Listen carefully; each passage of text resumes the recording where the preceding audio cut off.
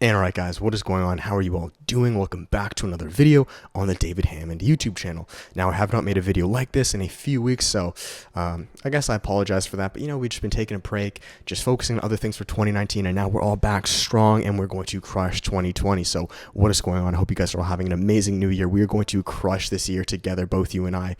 I am 100% positive of that. So let's start off on a good note, back with another video in the family room, okay?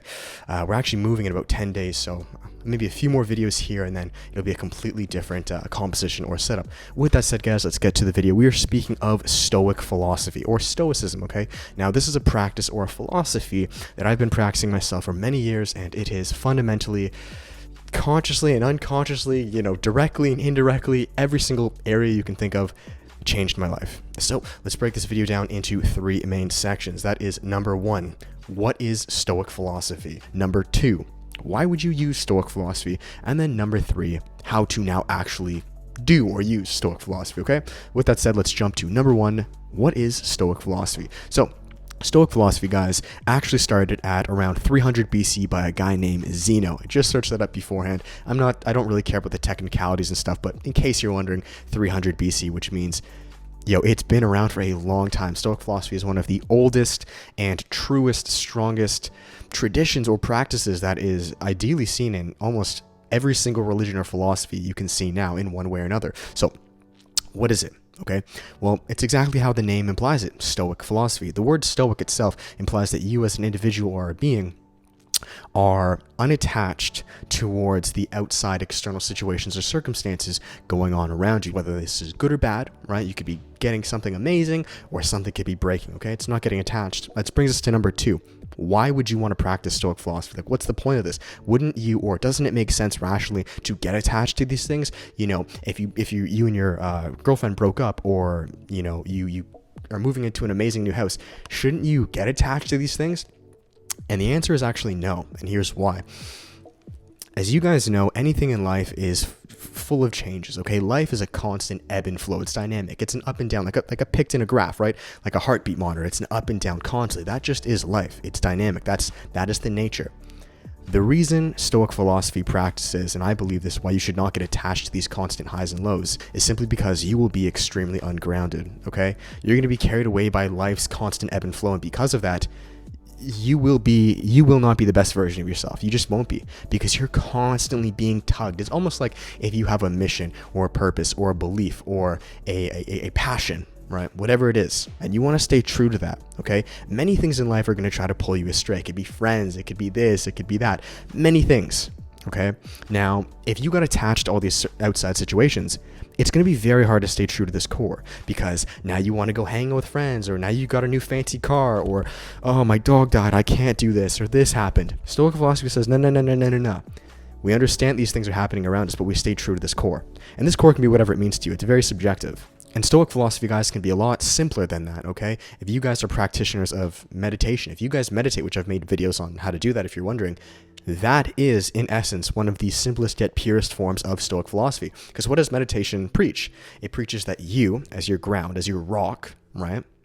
You stay there. You breathe. You allow these outside circumstances or emotions or thoughts, in this case, you allow them just to be there. You see them for what they are. You don't get tugged by them. You don't feel super happy because you remember, oh, I'm going to go out to here, and you lose your core. Or you don't feel super depressed and sad because, oh, 5 years ago this happened. You stay back to your core. Does that make sense? Now, practice this with every single emotion you guys have, okay? In any way, and I'm going to bring it full circle into why. Because, David, I can understand, logically, oh, that would make sense. You would want to definitely stay true to your core with these negative emotions, right? Because no one's going to want to be taken astray with these. But why the good emotions? Why the good emotions? Wouldn't you want to feel and be happy and get taken by these amazing emotions? And the answer to that, too, is actually no. Stoic philosophy still preaches, you notice it, but you come back to your center core. It's just like meditating. And here's why. Let me explain. This is very important. Like I said at the beginning of the video, life is full of ups and downs, like a picked in a graph, valleys and hills, okay?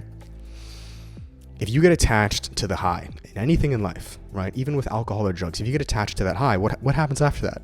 You come down to a low. Always, inevitably. It always happens. So Stoic philosophy, what it preaches and implements you to practice, is that if you're getting taken away by all these lovey-dovey emotions and all these amazing things, when they leave, which they will, you're going to be ungrounded again. You'll be screwed.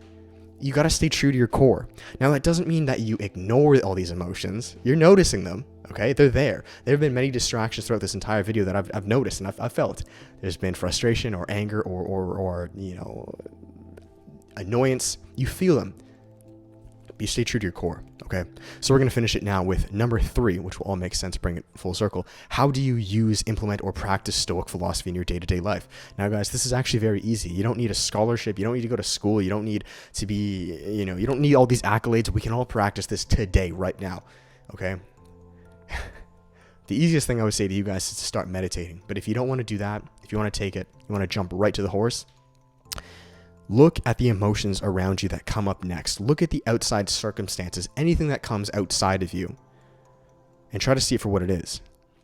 Right, so an example that I used in this video here is that many times I had to cut this video because maybe there were showers and toilets and people came downstairs and things like that, which were outside circumstances I wasn't too happy with, right? I just wanted to stick to this video. But I cannot control outside circumstances. So you see it for what it is, feel the emotion, but then come back to your core. Right? It's essentially meditating. And because of that, I'm able to continue to produce this video, right? Can you imagine if I got way too lifted by these emotions of people coming down and I said, you know what? Because believe me, there were like 5 big distractions. I could have easily just turned off the camera and just be like, you know what? Screw it. Today's not the day. It's not happening. It's just not meant to be. That's what happens when you get ungrounded and you don't come back to your core. But come back to your core, right? So relate this with anything. Maybe your girlfriend and you are going through a hard time, a rough time. See it for what it is. But then come back to your core. Because all things pass. You can't get taken away and flown away. And the reason for that, guys, is because you will not be, like I said, the best version of yourself. You cannot make the best decisions in life if you are swayed constantly by your emotions. You can't. You need your root. It's like meditating, right? You got to make decisions out of, faith, passion, purpose, groundedness, opposed to making decisions out of fear or all these emotions that are going to sway you. Right, so that's really it, guys. It's that simple. Stoic philosophy has changed my life in many ways. You can apply it with anything. Catastrophes. Someone can pass away in your family. You can get into a car accident. I know these sound very, very big. You can be injured and maybe not go to the gym for multiple months. You can practice Stoic philosophy with all these things, okay? And now there's another topic, another video, which is actually be the next one that'll tie onto this. That's non-duality or dualism, which is something that goes hand in hand with Stoic philosophy. That's why this video is a little choppy, because I'm trying not to talk about that. We'll talk about that in the next video. But that, guys, is it. I hope that made sense. I hope you guys enjoyed that. Go out, practice Stoic philosophy. You can do it right now. Just remember to come back to your core, because all things pass. Okay, don't get too attached to the highs and lows. Be stoic to both.